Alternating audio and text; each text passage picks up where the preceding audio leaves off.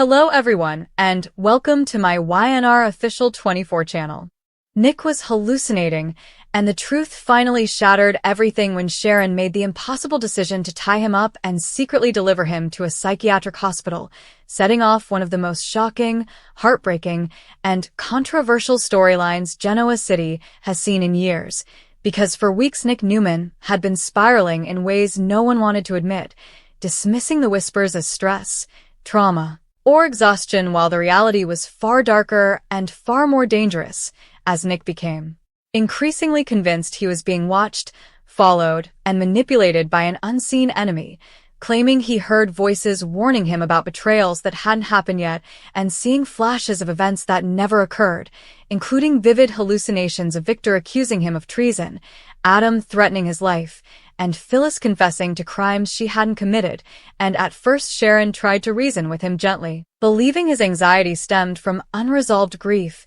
and lingering guilt over past tragedies. But as days passed, Nick's behavior grew erratic and frightening, locking doors obsessively, covering windows, installing surveillance cameras throughout the house, and scribbling cryptic notes about conspiracies that only made sense to him. And the most chilling moment came when Nick accused Sharon herself of being part of the plot, his eyes cold and unfamiliar as he claimed she had been replaced and was only pretending to love him, a moment that shattered Sharon's heart. Because she recognized that the man standing before her was not fully present,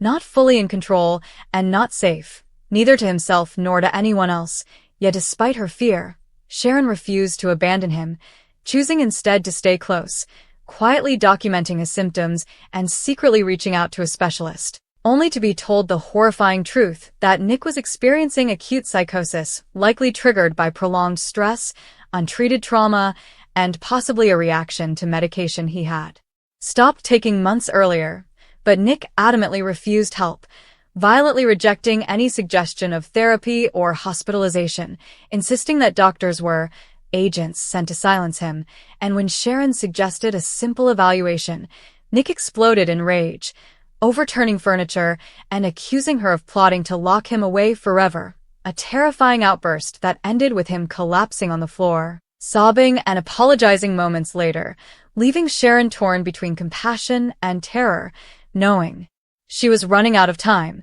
especially after Nick confessed that the voices were telling him to disappear before they killed him. And that night Sharon made the most painful decision of her life, understanding that love sometimes means doing the unthinkable. And as Nick slept uneasily, haunted by nightmares, Sharon prepared a sedative prescribed by the doctor, her hands shaking as tears streamed down her face, whispering apologies and promises that she hoped Nick would one day forgive. And when the medication took effect and Nick drifted into unconsciousness, Sharon gently but firmly restrained him, her heart breaking with every knot she tied, knowing this act would forever change how he saw her. And before dawn she called a private transport arranged by the hospital, refusing to involve Victor, Nikki, or anyone else who might intervene or escalate the situation. And as Nick regained consciousness in the back of the vehicle, confusion turned to horror as he realized he was bound, his panicked screams echoing through the enclosed space as Sharon held his hand and begged him to trust her, explaining through sobs that he was sick and needed help,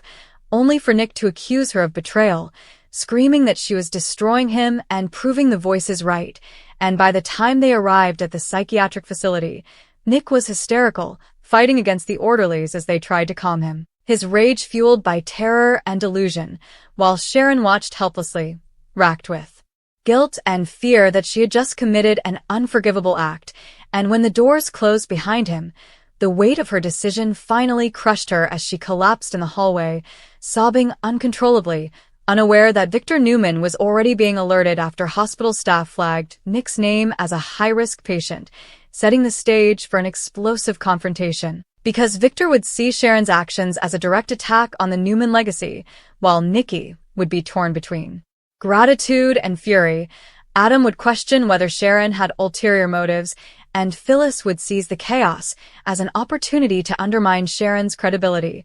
all while Nick remained isolated inside the facility, struggling to distinguish reality from hallucination as doctors uncovered the shocking extent of his psychosis, revealing that his visions had been escalating for months. Hidden beneath his stubborn pride and refusal to appear weak, and as treatment began and the hallucinations slowly receded, Nick would be forced to confront the devastating truth that his own mind had betrayed him, leaving him to wrestle with humiliation, anger, and heartbreak over Sharon's actions, unable to decide whether she saved his life or destroyed his trust forever. And as Genoa City reels from the fallout, the question looms larger than ever. Will Nick ever forgive Sharon for tying him up and taking away his freedom? Or will this moment become the fracture that finally tears them apart for good, proving once again that in the young and the restless, even acts of love can leave scars that never fully heal?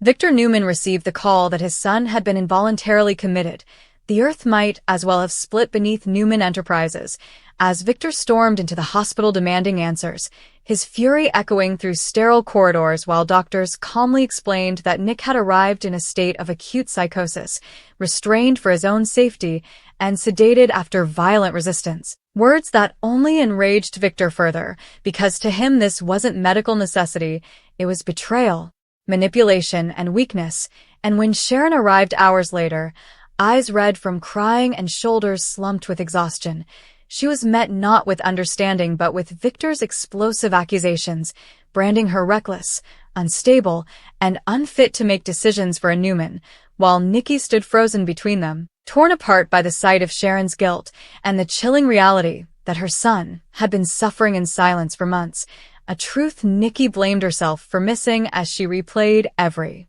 recent conversation with Nick.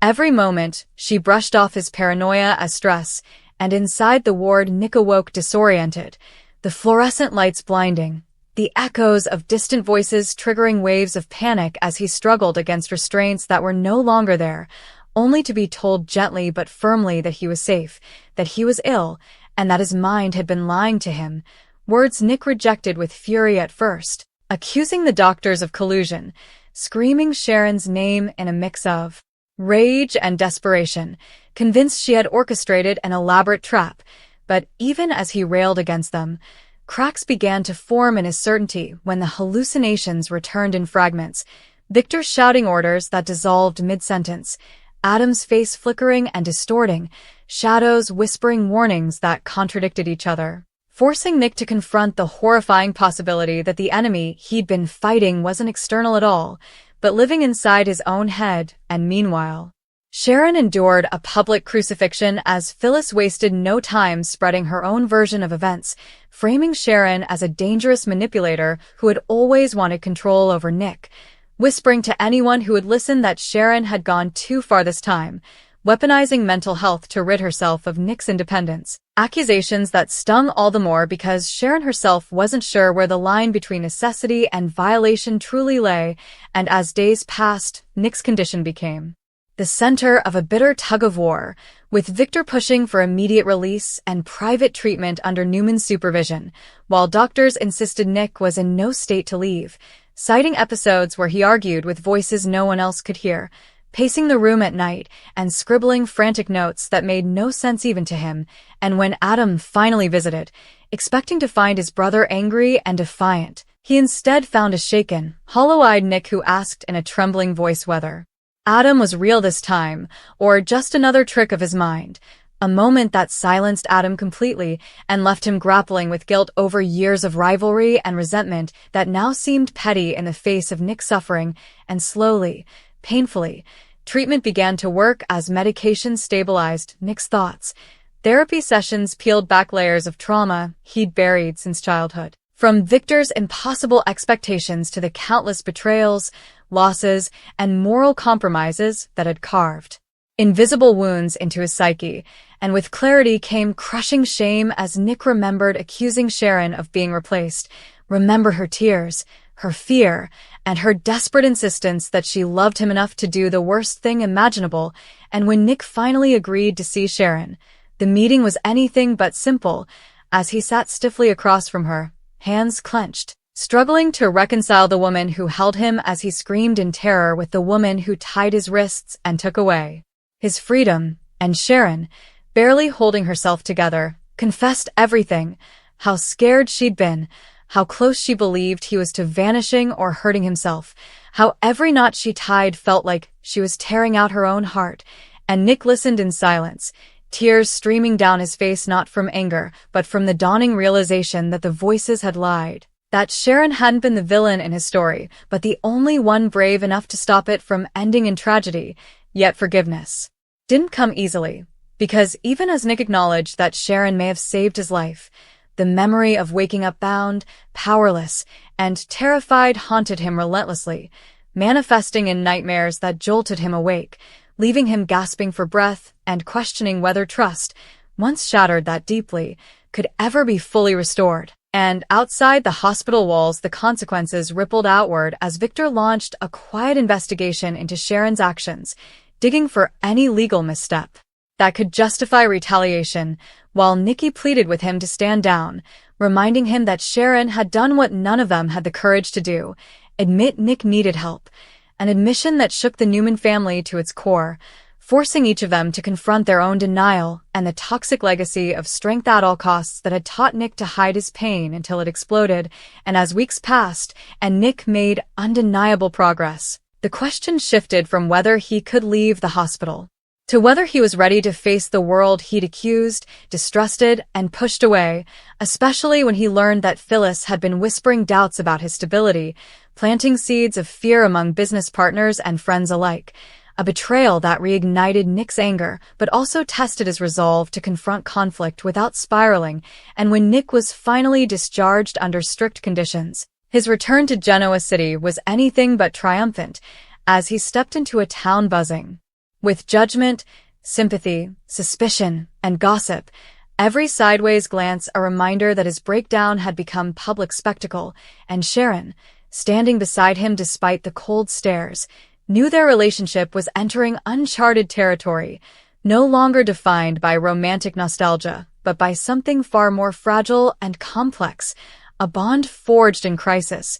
scarred by betrayal, and held together by the hope that survival might one day turn into healing. Yet just as Nick began to believe the worst was behind him, unsettling flashes returned, subtle at first, raising terrifying questions about whether the hallucinations were truly gone or merely lying in wait. And as Nick confessed these fears to his therapist, the chilling suggestion emerged that his psychosis may not have been a single episode but the beginning of a longer battle, one that would demand vigilance, humility, and trust he wasn't sure he could give, especially not to Sharon, whose love had crossed a line Nick might never fully erase from his mind. And as Genoa City braces for the next shockwave, one truth remains undeniable: Sharon's decision saved Nick's life, but it may have cost them both the illusion that love alone is enough to survive the darkness, proving once again that in the young and the restless, the most devastating betrayals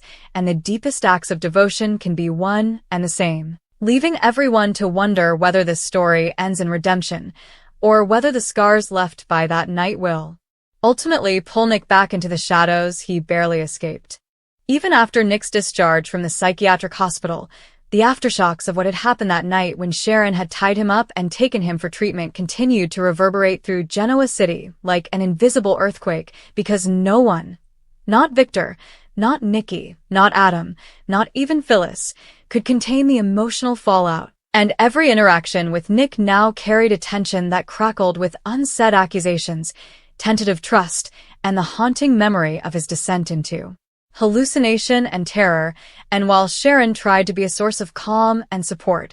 every moment spent together was a delicate negotiation, as Nick struggled to reconcile the love he knew she had for him with the memory of being restrained against his will, leaving him both grateful and resentful in equal measure, a tumultuous storm of emotions that sometimes erupted in arguments, sharp words, and tears, because Nick's mind, still fragile, was hypersensitive to any perceived slight.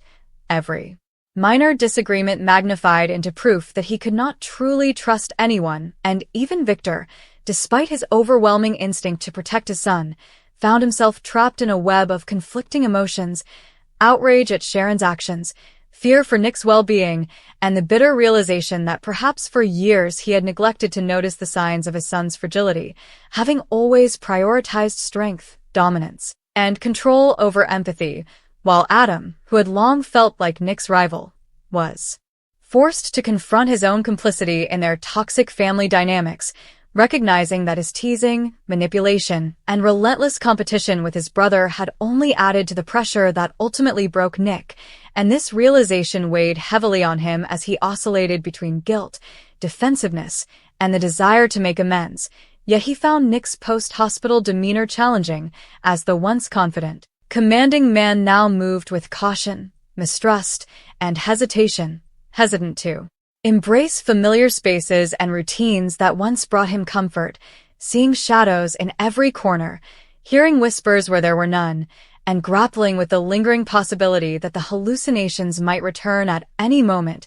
a thought that made sleep nearly impossible, even when Sharon was beside him, holding him through nightmares that dragged him back into the terror he had experienced restrained and alone. And it was during these nights that Sharon's own courage and patience were tested beyond measure, because while she had acted decisively to save him, now she needed to nurture a fragile psyche without triggering further distrust, and every day was a delicate balance between giving Nick space and intervening when paranoia or delusion threatened to overwhelm him, and this challenge extended beyond their personal lives, because Genoa City itself was watching, with gossip circulating faster than Nick's own thoughts, and every rumor or sympathetic comment became fodder for Nick's insecurities, making him question whether people were truly happy to see him recover or if they were secretly laughing at the chaos. And as he returned to Newman Enterprises, the tension intensified as Victor's shadow loomed large, with every decision scrutinized,